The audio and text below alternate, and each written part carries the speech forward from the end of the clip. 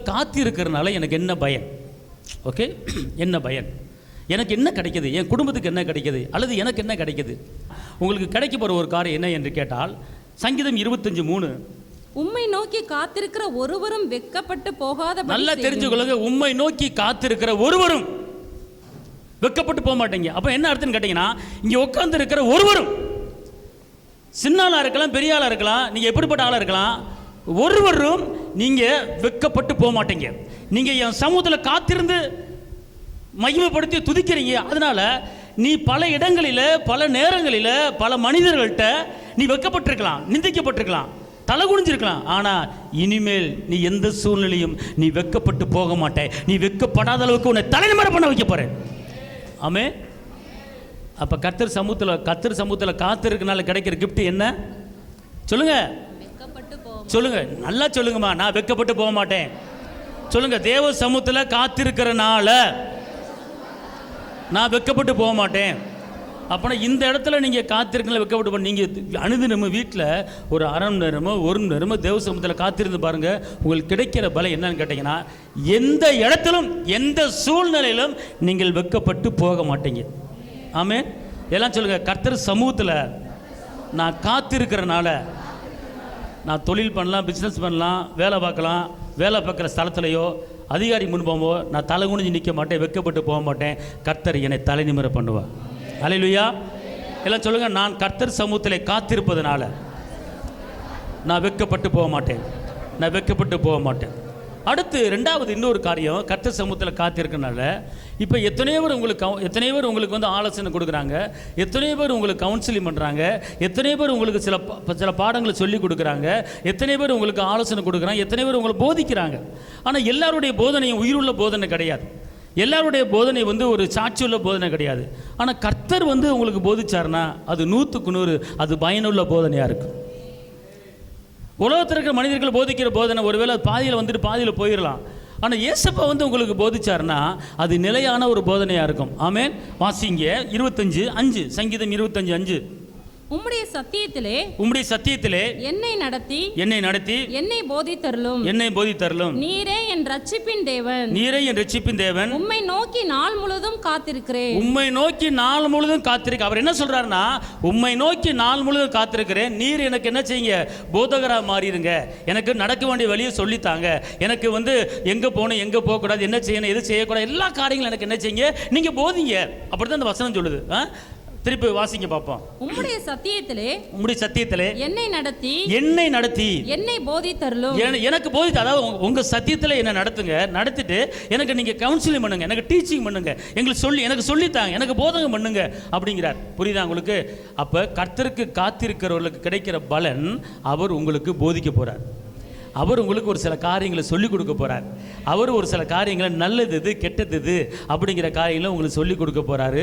இது எப்போ நடக்கும் அப்படின்னு கேட்டால், நீங்கள் தேவ சமூகத்தில் எப்போல்லாம் காத்திருக்கிறீங்களோ அப்போ காத்திருக்கும் போது கர்த்தர் உங்களுக்கு டீச்சராக மாறிடுவார், கர்த்தர் உங்களுக்கு போதகராக மாறிடுவார், கர்த்தர் உங்களுக்கு தகப்பனாக மாறிடுவார். கையத்தை அப்பாவுக்கு மகிமை செலுத்துங்க. இப்போ சொல்லுங்கள், கர்த்தர் சமூகத்தில் காத்திருக்கனால உங்களுக்கு யூஸ் இருக்கா, யூஸ் இல்லையா? சொல்லுங்கள். இல்லை வந்து என்ன வெறுமனை வந்துட்டு போகிறீங்களா? கர்த்தர் சமூகத்தில் காத்திருக்கனால 1, வெட்கப்பட்டு போக மாட்டீங்க, யாரு முன்னாலும் தலை குனிய மாட்டீங்க. 2, கர்த்தர் உங்களுக்கு போதிப்பார், சொல்லி கொடுப்பார். ஓகே, அல்லேலூயா. இப்போ காத்திருக்கணும் வேணாமா? இப்போ சொல்லுங்கள், கர்த்தர் சமூகத்தில் காத்திருப்போமே வேணாமா? காத்திருக்கனால இப்போ இங்கே காத்திருக்க மாத்திரம், நீ வீட்டில் போய் என்ன செய்யலாம்? டெய்லி ஒரு அரை மணி நேரம் 1 மணி நேரம் காத்திருக்கணும். கண்டிப்பாக போதிப்பார். இன்னொரு காரியம் பார்த்துக்கொள்ளுங்க. சங்கீதம் 37:34. நீ கர்த்தருக்கு காத்திருந்து அவருடைய வழியை கைக்கொள். அப்பொழுது நீ பூமியை சுதந்தரித்துக் கொள்வதற்கு அவர் உன்னை உயர்த்துவார். 2, இங்க வருங்க. அடுத்து 3வது காரியம், அவர் உங்களை உயர்த்துவார். காத்திருப்பதால் கிடைக்கிற நன்மை என்னன்னு கேட்டா, பூமியை சுதந்திரிப்பீங்க. அடுத்து என்ன செய்வார்? உங்களை என்ன செய்வார்? அவர் உயர்த்துவார். என்ன அர்த்தம்? நீங்க என்ன காரியம் செஞ்சாலும் அதில் ஒரு வளர்ச்சி இருக்க போகுது. ஏனுங்க, நீங்கள் கர்த்தர் சமூகத்தில் உட்காராமல் எந்த வேலையை செய்யாதீங்க. கர்த்தர் சமூகத்தில் உட்காராமல் எந்த தொழிலும் செய்யாதீங்க. அவர் சமூகத்தில் உட்காந்துட்டு போங்க. நீங்கள் அவர் சமூகத்தில் உட்காந்துட்டு எந்த காரியம் செஞ்சாலும் கர்த்தர் அந்த தொழிலில், அந்த வேலையில் உங்களை உயர்த்துவார். அதுதான் கர்த்தர் சமூகத்தில் உட்காரதுக்கு உண்டான காரியம். அல்லேலூயா சொல்லுங்கள். அல்லேலூயா. கர்த்தர் உங்களை உயர்த்தணுமா வேணாமா? அப்போ உயர்த்துறதுக்கு நீங்கள் என்ன செய்யணும்? அவர் சமூகத்தில் என்ன செய்யணும்?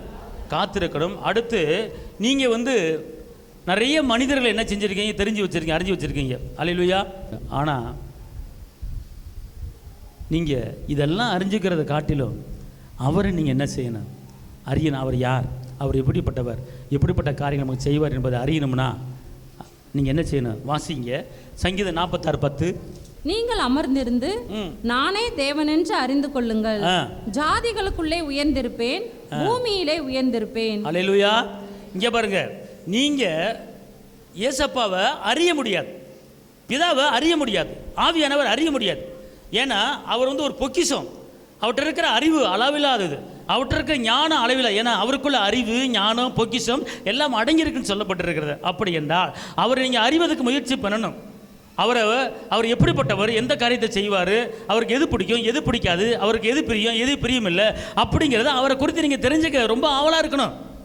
மனிதனை குறித்து தெரிஞ்சுக்கிறது ஆவல் வேண்டாம், அது ஒன்றும் இல்லை, குப்பை. ஆனால் அவரை அறிஞ்சிக்கொள்ளுங்க. அவரை அறிஞ்சிக்கிட்டீங்கன்னா ஞானவானா இல்லாமல் இருந்தால் நீங்கள் ஞானவானா என்ன செஞ்சிருவீங்க? மாறிடுவீங்க. அப்போ எப்போ நீங்கள் அவரை அறிந்து கொள்ள முடியும்? அவர் சமூகத்தில் காத்திருக்கும் போது. சரி, அவர் சமூகத்தில் காத்திருக்கனால மொத்தம் 4 காரியம் சொன்னேன். முதல் காரியம் என்ன? வெக்கப்பட்டு. 2, அவர் உங்களை போதித்து நடத்துவார். 3, உயர்த்துவார். 4, அவரை அறியும் போது அவர் உங்களை என்ன செய்வார்? இன்னும் பல மடங்கு என்ன செய்வார்? உயர்த்துவார். பூமியை சுதந்திருப்பீங்க. இவ்வளோ காரியம் நடக்குது அவர் சமூகத்தில் உட்காரனால. நீங்கள் அங்கிட்டு ஓன்னு ஓடுறீங்க, ஒன்றும் இல்லை. நீங்கள் ஓடுறதை நிறுத்துங்க, அலையிறதை நிறுத்துங்க. வந்து அவர் சமூகத்தில் உட்காருவதுக்கு, அவர்கிட்ட ஆலோசனை பெறுவதுக்கு, அவர் அறிவதுக்கு நீங்கள் அவர் சமூகத்தில் உட்காந்து அவரிடத்துல சில ரேமா வார்த்தையை கேட்பதுக்கு முயற்சி பண்ணுங்கள். கர்த்தர் கண்டிப்பாக உங்கள் வாழ்க்கையை உயர்த்துவார்.